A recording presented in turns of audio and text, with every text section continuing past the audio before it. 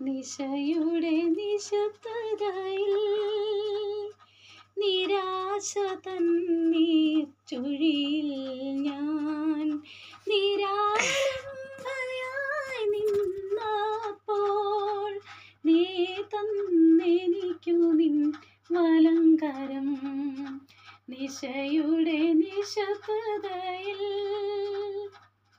ഇന്നു നീ എന്നിൽ ജീവിക്കുന്നു. ഇന്നു ഞാൻ ധന്യയായി തീർന്നു.